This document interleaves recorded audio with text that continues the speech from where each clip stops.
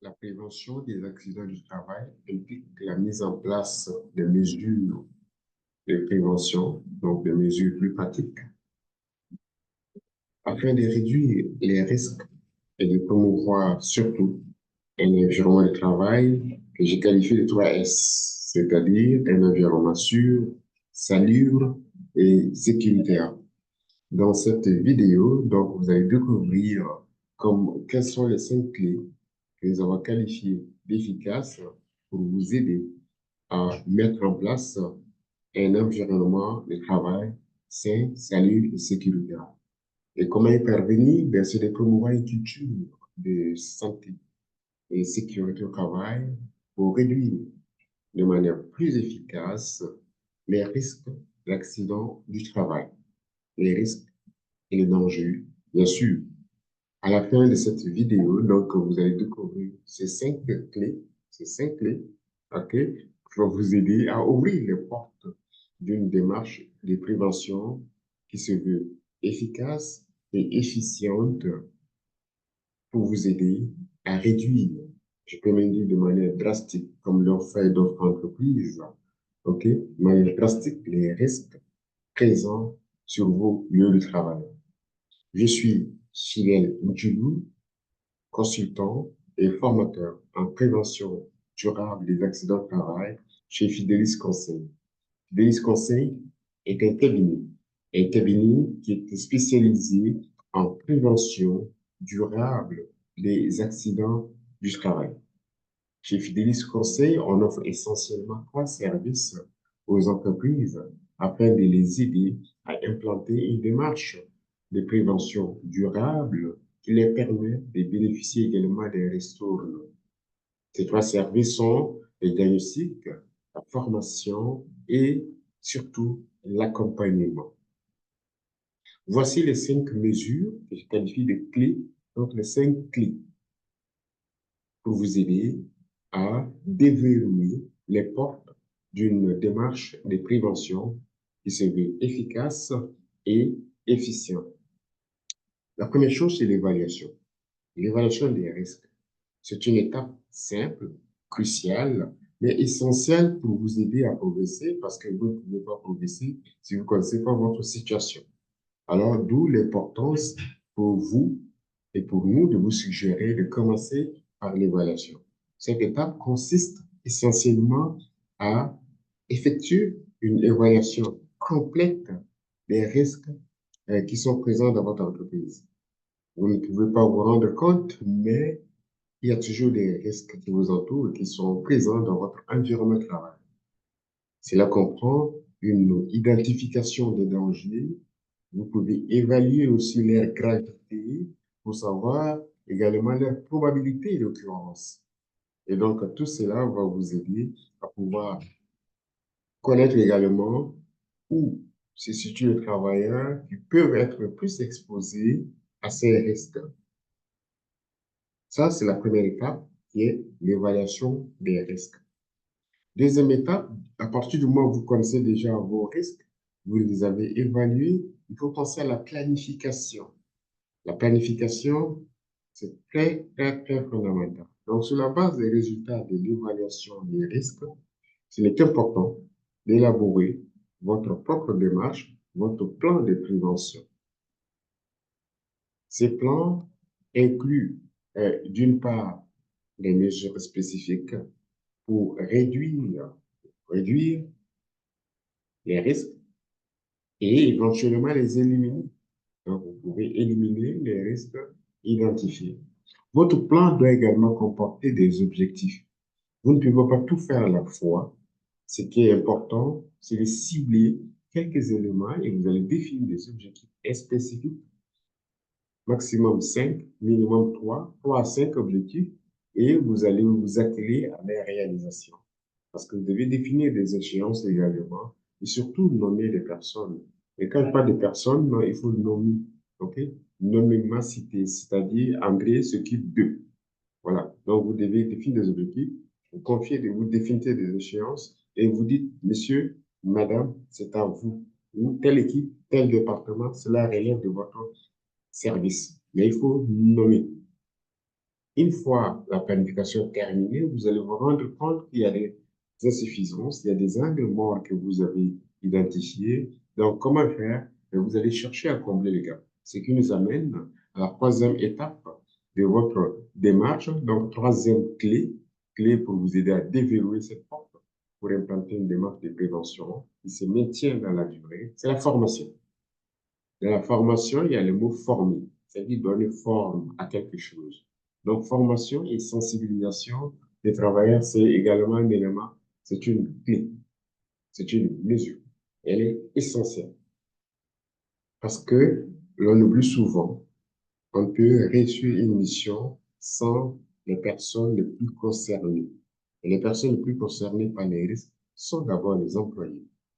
Donc, il faut aller les voir et sensibiliser aux risques parce qu'ils ne savent pas. La perception des risques est relative, hein. D'un pays à un autre, d'une culture à une autre, d'une personne à une autre. Ce qui est risque pour vous ne peut ne pas l'être. Donc, ne prenez pas ou ne tenez pas pour acquis que des employés le savent d'avance. Non, ils ne le savent pas. Même s'ils le savent, vous avez l'obligation de prendre des mesures pour les aider. Donc, c'est à vous, en tant que responsable, de fournir, donc d'offrir une formation adéquate.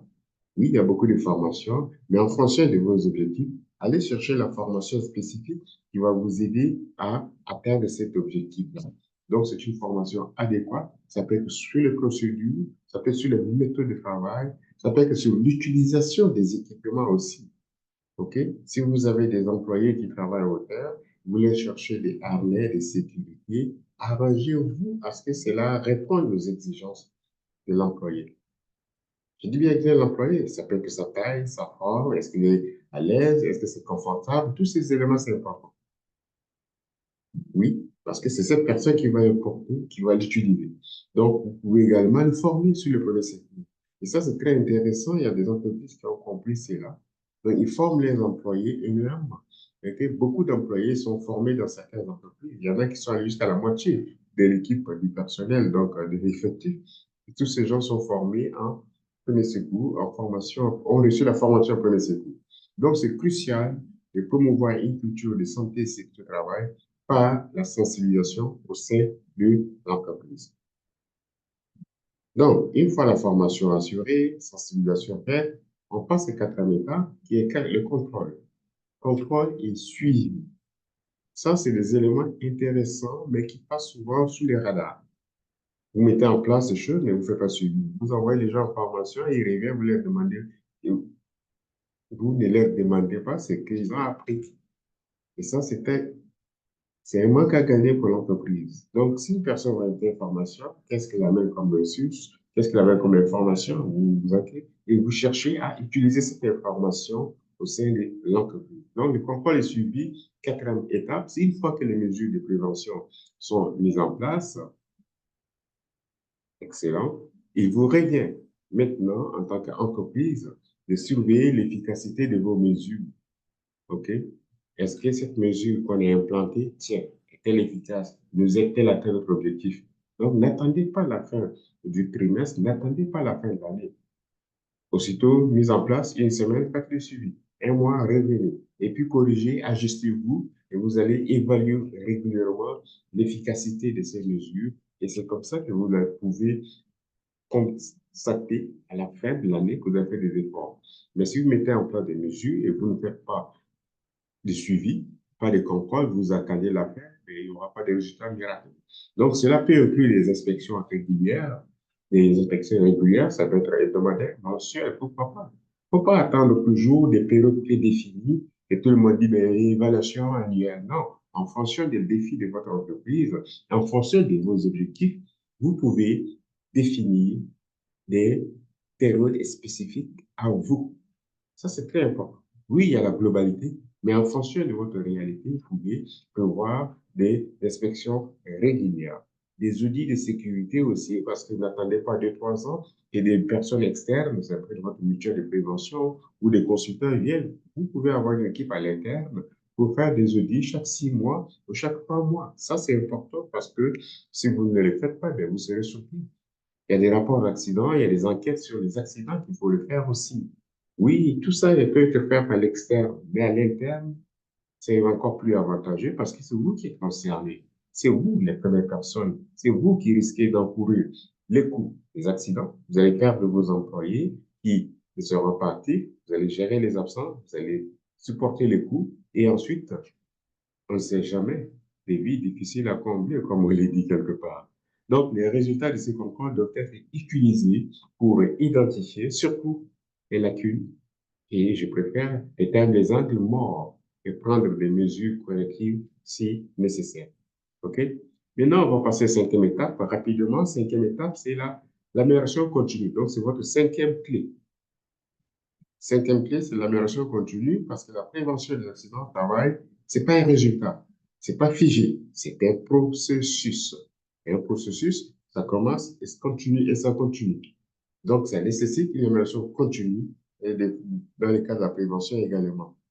Les entreprises qui encouragent en général les feedbacks, les commentaires, les rétroactions des travailleurs sont souvent les entreprises qui s'en sortent le mieux. Parce qu'elles ont compris qu'en associant leurs employés, parfois, les employés se comportent comme des propriétaires de l'entreprise. Et ça, c'est très intéressant. Ça démontre leur volonté de s'approprier les mesures préventives et ils font tout de leur mieux pour que les mesures mises en place puissent toujours évoluer et qu'il y ait toujours un processus qui les implique et qui les responsabilise. Donc, une autre chose que vous pouvez faire également, c'est d'analyser les erreurs. Et ça, on ne le fait pas souvent. On ne tire pas souvent les leçons de nos défis, de nos challenges, de ce qu'on a vécu comme situation. Oui, un événement arrivé, on est ému, on pleure, une, deux, trois semaines, on oublie. Chasser le naturel revient au galop.